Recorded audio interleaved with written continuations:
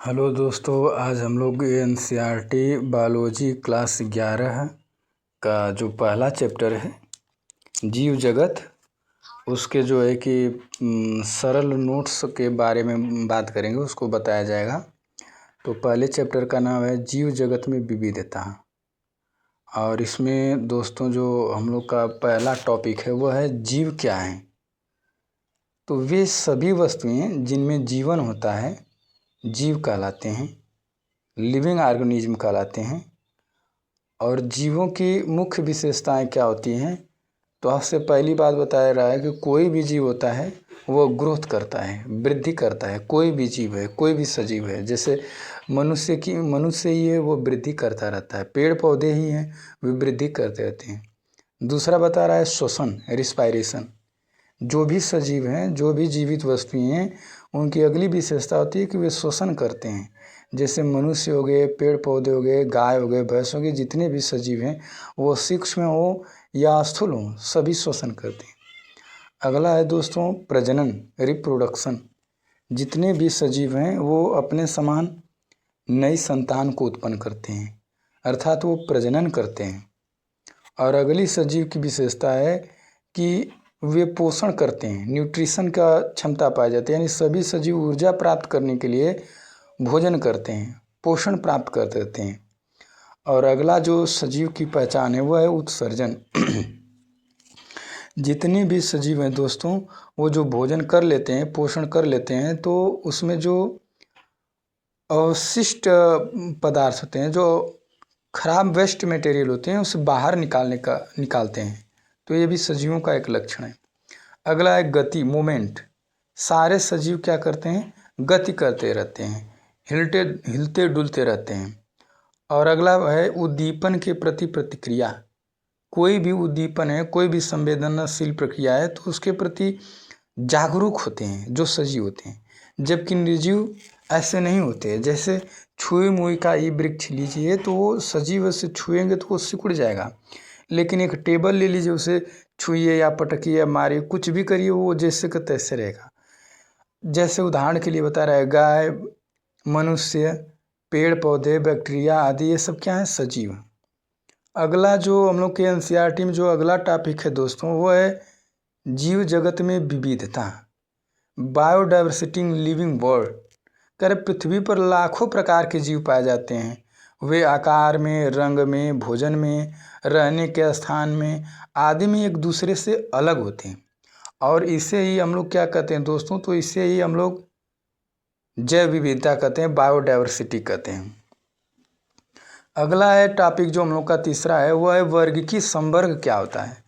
तो कह रहा है कि वर्गीकीय संवर्ग के अंतर्गत हम लोग जीवों को सबसे पहले क्या करते हैं, पहचान करते हैं। किसी भी जीव को पहले देखते हैं तो उसको पहचानते हैं। जब पहचान लेते हैं तो उसका कोई नाम रखते हैं, और नाम रखने के बाद वो जिस भी जीव से मिलता है उसके वो एक वर्ग में रख देते हैं। तो वर्गीकरण का विज्ञान वर्गीकी कहलाता है। अर्थात जीवों की पहचान, वर्गीकी में जीवों की पहचान करते हैं, उसका नामकरण करते हैं तथा वर्गीकरण करते हैं, और का विज्ञान वर्गीकी विज्ञान कहलाता है। वर्गीकी के 3 मुख्य कार्य होते हैं। यानी वर्गीकी के क्या कार्य होते हैं, तो बता रहे हैं वर्गीकी के 3 मुख्य कार्य होते हैं। पहली बात जीवों की पहचान करना, आइडेंटिफिकेशन करना। दूसरी बात उनका नाम रखना, और तीसरी बात उनका क्लासिफिकेशन करना, वर्गीकरण करना। अगला टॉपिक है दोस्तों हम लोग का संवर्ग, टेक्सोन क्या होता है। कह रहा है वर्गीकरण की किसी भी श्रेणी को संवर्ग कहते हैं। कह रहा है कि किसी भी जीव का जब हम लोग वर्गीकरण करते हैं तो उसकी एक अलग संवर्ग बनाया जाता है। जैसे आप संवर्ग अभी नीचे बताया जाएगा। तो कह रहा है कि उसी वर्गीकरण की किसी भी श्रेणी को संवर्ग कहते हैं। जैसे मानव, स्तनधारी, पादप, ये सभी अलग अलग संवर्ग के हैं। अगला है दोस्तों वर्गीकी की सहायता साधन। जीवों की पहचान और अध्ययन में मदद करने वाले साधनों को वर्ग की सहायता साधन कहते हैं।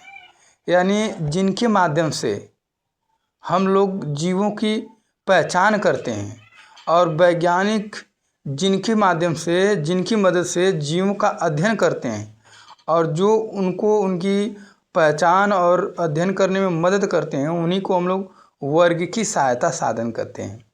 और वर्ग की सहायता साधन निम्न है। पहला है हर्बेनियम, दूसरा है वनस्पति उद्यान, तीसरा है संग्रहालय, चौथा है चिड़ियाघर और पांचवा है कुंजी। और ये सब क्या होते हैं दोस्तों, इन सबको हम लोग डिटेल में पढ़ेंगे। पहला है हर्बेरियम। क्या होता है?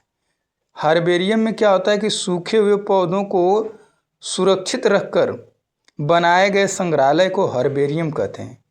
यानी सूखे हुए पौधों को, पौधे लेते हैं, वो सुखा लेते हैं और उसको सुरक्षित रखते हैं कि भविष्य में इसका अध्ययन किया जाए, इसके बारे में पता लगाया जाए।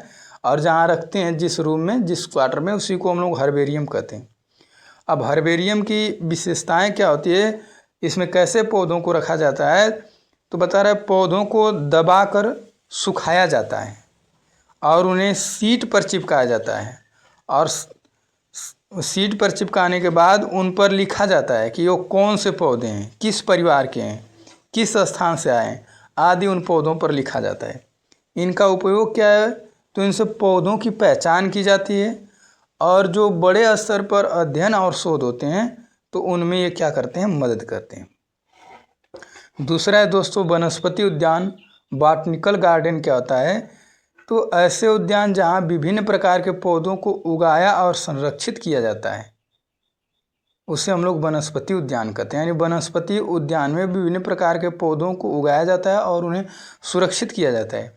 और इसका उपयोग क्या है, तो इससे जो है कि पौधों का संरक्षण होता है और जो उच्च शिक्षा है और जो अनुसंधान वाली शिक्षा है वो देने में मदद करते हैं, क्योंकि बच्चे वहाँ पे जाके अनुसंधान का काम करते हैं। जैसे उदाहरण के लिए इंडियन बॉटनिकल गार्डन, ये एक वनस्पति उद्यान है। इसके बाद संग्रहालय, म्यूजियम। क्या होता है, तो ऐसे जगह जहाँ पौधों और जानवरों के नमूनों को सुरक्षित रखा जाता है, संग्रहालय कहलाते हैं। संग्रहालय में क्या रखा जाता है, तो संग्रहालय में हम लोग संरक्षित जानवर रख सकते हैं। किसी भी जानवर या किसी भी जीव का कंकाल रख सकते हैं, कीट पतंग रख सकते हैं और उनके नमूने रख सकते हैं, जिससे भविष्य में जो है कि वो अध्ययन कर सके बच्चे। वही बता रहा है कि उपयोग क्या है, तो शिक्षा के लिए इनका उपयोग जो बच्चे हैं जो पढ़ते लिखते हैं वो उनको देख करके समझते हैं, और अनुसंधान जो रिसर्च करते हैं वो भी इनमें जा करके उनको देखते हैं और उनके बारे में जानकारी प्राप्त करते हैं। अगला है दोस्तों चिड़ियाघर। वह स्थान जहाँ जीवित जंगली जानवरों को संरक्षण और प्रदर्शन के लिए रखा जाता है, उसे चिड़ियाघर कहते हैं। यानी चिड़ियाघर में जीवित जंगली जानवरों को, यानी ऐसे जानवर जो विलुप्त प्राय हैं, जो अगर बाहर वातावरण में रहेंगे तो वो नष्ट हो जाएंगे, तो उन्हें लाकर संरक्षित किया जाता है, उसी को चिड़ियाघर में रखा जाता है, तो उसी को हम लोग चिड़ियाघर कहते हैं। इसका उपयोग क्या है, वन्य संरक्षण। अभी बताया दोस्तों, वन्य संरक्षण के लिए जो वन्य जीव हैं जो नष्ट हो रहे हैं, जो दुर्लभ प्रजातियां हैं, उनको जू में रख करके उनको क्या किया जाए, संरक्षित किया जाता है।